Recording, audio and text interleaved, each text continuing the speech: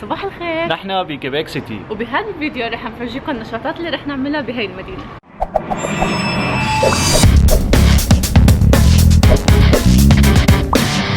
كيبيك سيتي تقريبا بعيدة عن مدينة اوتاوا اللي نحن عايشين فيها حوالي 500 كيلومتر. السواقة كثير ممتعة كانت امبارح نحن عم نسوق. حلوة جميلة جدا لأن هي صايرة على نهر اسمه سان لوران، وهذا النهر بيروح على الأطلسي. فبنفس الوقت السفن اللي بتجي من المحيط الأطلسي بتجي لهون على ميناء المدينة. المدينة كثير بالتاريخ الكندي كثير مهمة لأن هي عاصمة مقاطعة كيبيك الفرنسية. وصلنا امبارح على المدينة تقريبا عصريات هيك.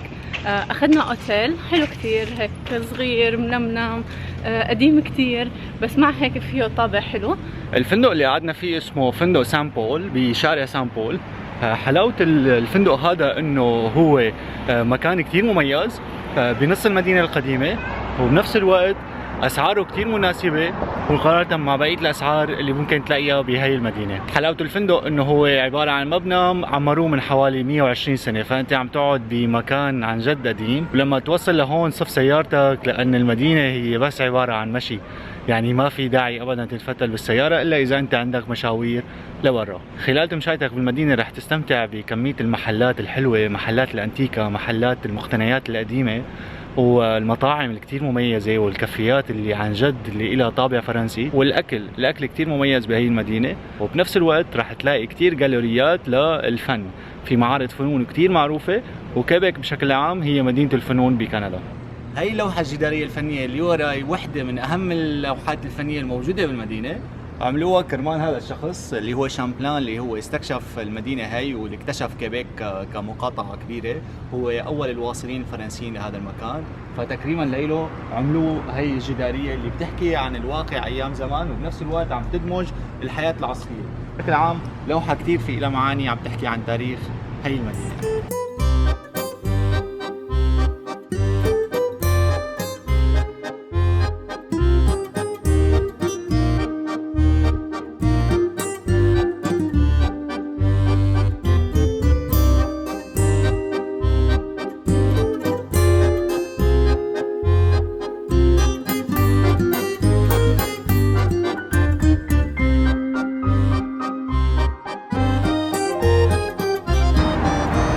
كان ساحر عن جد، يعني من كل زاوية في شيء جديد لازم نشوفه. حلاوتها هي المدينة انه هي صحيح صايرة على النهر، بس هي مقسومة لقسمين، المدينة العليا والمدينة السفلى.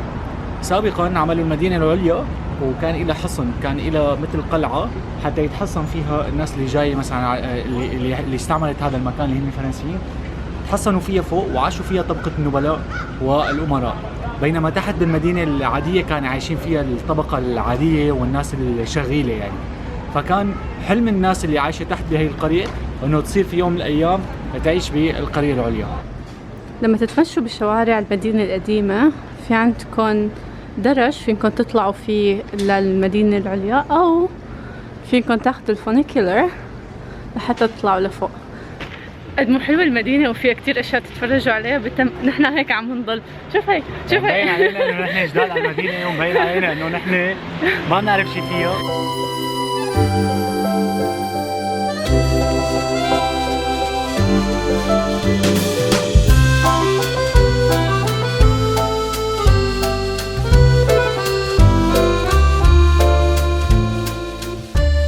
تحت بهذا المكان بتلاقي تمثال 2، مبنى رائع حكومي، وراك الفندق العظيم، والسوق التجاري كتير حلو، والإطلالة على سان لوران ريفر. شيء كتير مهم، شيء كتير حلو، اللي يطعم كل حدا عايش في كندا أو عايش برا كندا إنه يجي على المدينة ويشوفها عن جد، لأن الكاميرا ما عم تورجي كل شيء حلو، ما عم تقدر تعطي المكان حقه.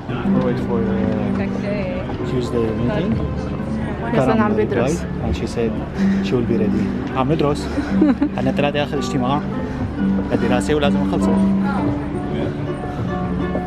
عم بدرس، أنا عم بتسمع على هاي الموسيقى الحلوة. عم صور على الانستغرام ستوريز، اللي ما بتابعنا على الانستغرام يتابعني. هلا يزن ما عاد رح يتحرك من هون، غالبا رح يضلوا واقف لحتى تخلص الغنية. أنا زلمة كثير بيحب الموسيقى وكثير بحب الموسيقى، حصرا الناس اللي بتشتغل موسيقى الشوارع في جزء كثير كبير منهم بيكون عم يعتمد على الموسيقى وعلى الناس انه تعطيه مصاري حتى يعيش.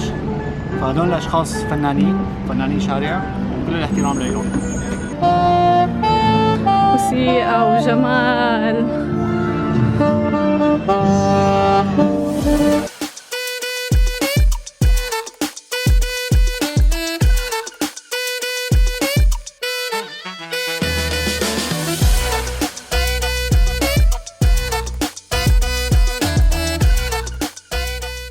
هذا الاوتيل اللي وراي هو اسمه فيرمون فرونتيناك.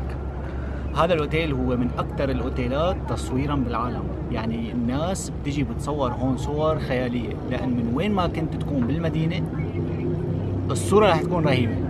وهذا احسن مكان حتى تاخذ فيه صوره، تقعد على مدفع من المدفعيه القديمه اللي كانوا الفرنسيين يدافعوا فيها عن الحصن تبع مدينه كيبيك، وعمروا هذا المبنى حتى يكون لطبقة الأمراء والنبلاء يعيشوا فيها. وبالتالي صار بعد حوالي 200 سنة مكان سياحي جدا. يزن اجى على واحد من المدافع اللي كانوا يطلقوا فيها النار على الإنجليز. يا إلهي إنه التاريخ.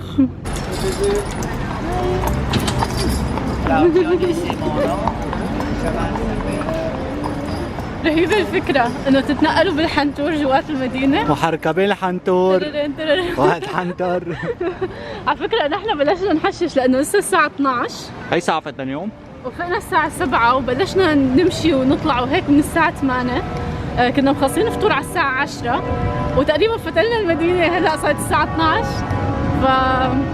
مشان هيك بتلاقونا نحن بننام الساعة 9 خلص بنكون منتهيين ما واللي بده يسوح لازم يسوح معنا. دائما بيقولوا لي الناس اللي بعرفهم هون او حتى جماعة الامارات لازم تفتح مكتب سياحة، انه انت كثير منيح بهي الموضوع، كثير بتعرف تمشي المدن، فاعمل مكتب سياحة وتطلع مصاري. قلت لهم لا رح اعمل يوتيوب شانل. عملنا يوتيوب شانل حتى نورجيكم شو عم يصير، وبنفس الوقت واي نوت يعني ليش لا انه اذا بتكبر هي القناة طبعا بدعمكم اذا تعملوا لايك بالفيديو، لان لما تعمل لايك بالفيديو بيكون عم يوصل لشريحه اكبر من الناس، بيكون عم يساعدنا. شكرا كثير على كل الناس عم يدعمونا بكل الاحوال. تعبورت شو مهضومين الاشياء، هدول الاشياء هيك الكتاكيت هي بتصنع اللمسه تبع المدينه. كثير حلو بالمدينه، صوت المي مع منظرها عن جد بياخذ العقل.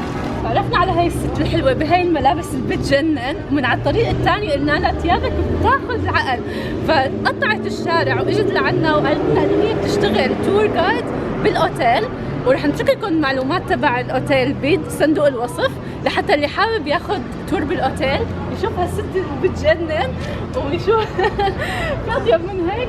وحكت معنا بالانجليزي وعرفتنا على تاريخ المدينه، تاريخ كيبيك، وعم تشجع كل الناس انه يجوا على كيبيك ويشوفوا هي المدينه. وقالت لنا انه 3 ايام بكيبيك ما لازم تقعدوا تقريبا اسبوع حتى تقدروا تفهموا المدينه. ف thank you so much, très merci, and see you later maybe, right? Sure. See you later. Maybe, yeah, maybe in the tour.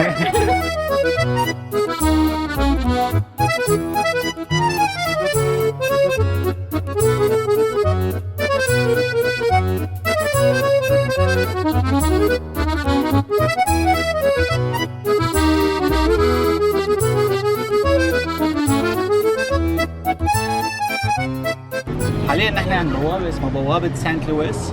حلاوه المدينه كيبيك انه فيها بوابات بتحميها كانت ايام زمان من الاعتداءات، مثل اي مدينه قديمه. مثلا اذا بتتذكروا بالشام عندنا 7 ابواب في دمشق مثل باب توما وباب شرقي. هي بوابه القديس كمان لويس. شيء حلو كثير انه تلاقي هيك بوابات حتى تنقلك من مكان لمكان. يعني حاليا نحن هلا كنا بالمدينه القديمه عم ننتقل على اطراف الحصن تبع المدينه من خلال عبور هي البوابه. حلاوة فصل الصيف بكندا انه بكل مكان زارعين ورود لحتى يزينوا فيها الشوارع وتعطي منظر كثير بجنن للمدينه. وغير هيك كل شوي وشوي في مكان فيه مي، فتخيلوا هيك صوت المي مع منظر المي والحدائق والجناين بين كل التاريخ اللي صاير، عن جد عاطية سحر للمدينه. مثل ما بتعرفوا انه مدينه كيبيك هي عاصمه مقاطعه كيبيك، وبهي المدينه موجود برلمان المقاطعه. برلمان كثير رائع وكثير حلو، يعني على المستوى المعماري رائع جدا. الحديقة المحيطة بالبرلمان كثير حلوة، فيها كثير ورود، فيها كثير نوافير مي، وفيها كمان خضار موسمية، زارعين خضار موسمية فيها. طبعا بالإضافة إلى مجموعة كثير كبيرة من الناس، من تماثيل الناس اللي حاولت تحافظ على الديمقراطية حول العالم تكريما لهدول الأشخاص، مثل مهاتما غاندي، مثل مثلا تاراس شيفشينكو المناضل الأوكراني، حاولوا يحطوا له تماثيل تعبير عن دعمهم للديمقراطية حول أنحاء العالم.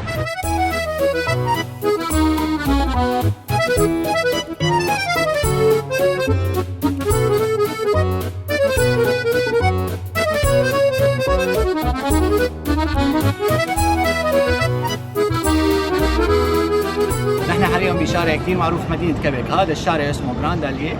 حلاوته انه بالويكند وبالعطلات الرسميه بيتسكر الشارع للسيارات، والناس بتجي وبتتمشى على طول هذا الشارع. على اليمين وعلى اليسار بتلاقي كثير مطاعم وكثير قهاوي، طبعا من بيوت قديمه كثير، يعني بيت كثير قديم، طراز حلو، تصميم معماري فريد، عاملينه قهوه وعاملينه مطعم حتى تاكل فيه. يزن هل لازم تحكي فرنسي اذا اجيت على كيبيك؟ ما بالضروره صراحه، يعني اغلبيه الناس بتحكي انجليزي، وبنفس الوقت في كثير ناس عندها استعداد تفهمك رغم انجليزيتها البسيطة، بس الأغلبية بيحكي انجليزي بشكل طبيعي. يعني عنا عشق اسمه طلع على الدرج. وين بنلاقي درج انه فيه شي 700,000 درجة بنطلع عليه. بتذكري مرة بماليزيا على درج يمكن شي 800 درجة عن جد، على معبد هنيك 98 ياي 98 هي بس هي طلعوا، يمكن في قبلهم كمان شي 98 سو 200 درجة طلعنا تقريبا. أظن هذا الممشى عم بياخذنا حوالي القلعة، لأنه من جهة هيك الحجر تبع القلعة، من الجهة الثانية النهر.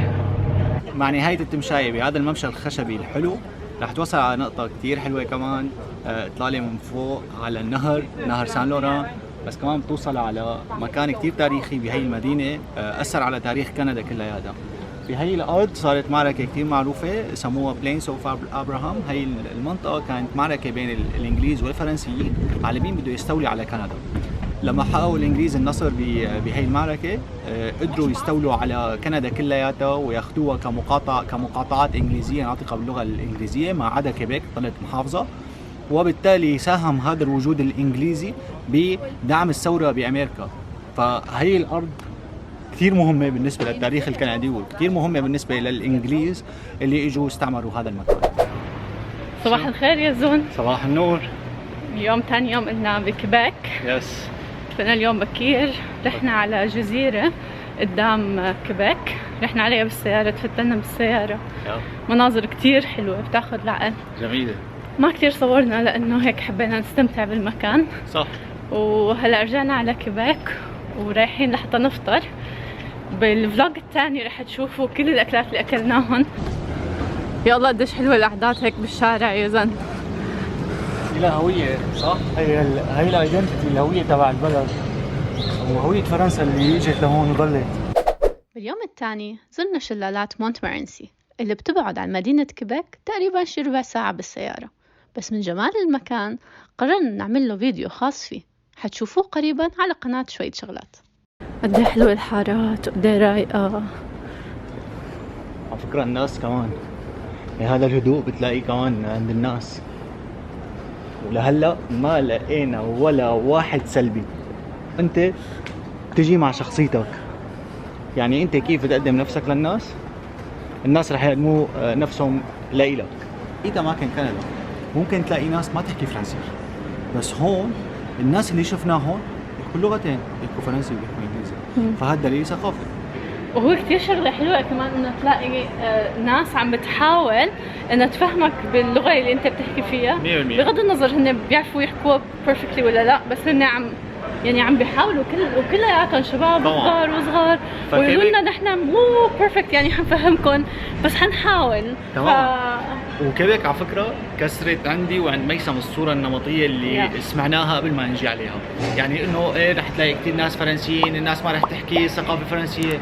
بيجننوا صراحة. عن جد. يعني الناس والثقافة والشوارع. يمكن نحن أول حدا هيك عم يحكي. 100% يعني أنا عن جد عم نحكي عن تجربتنا، طبعا كل واحد عنده تجربة، بس كمان كل شيء بيفرق قديش أنت عم تقدم نفسك للناس، كيف عم تقدم نفسك للناس، قديش عم تكون مبتسم، قديش عم تكون تحاول تفهم الناس الثانيين شو بدها، وطبعا باحترام، عم تحكي باحترام مع البشر، وعم تفتح محادثة معه، وعم تحاول تسأله ليش بتحب مدينتك، عم تحاول تسأله مثلا شو هي الأماكن الحلوة اللي بتنصحنا نزورها بالمدينة. هو بيشوف وقتها عندك إنه يا الله إنه أنت يعني مهتم بهذا الموضوع، فهو رح يفتح قلبه لإلك.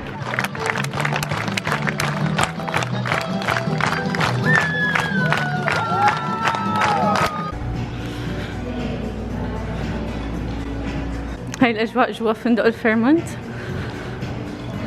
هذا الفندق عمره شيء 300 سنة، يعني المبنى عمره شيء 300 سنة.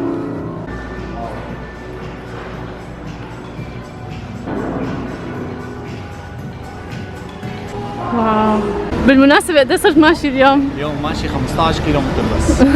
15 كيلو متر ب 12 ساعة، اللي هو شيء يعني كثير. اليوم بنمر على الدكان ناخذ انينتين مي نطلع على الغرفة.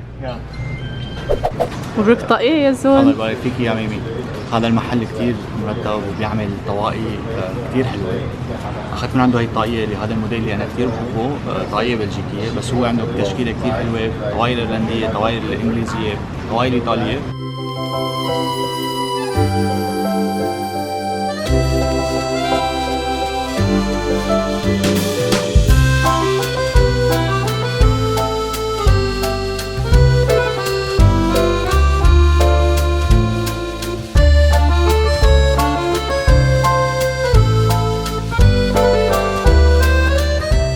شو القصة؟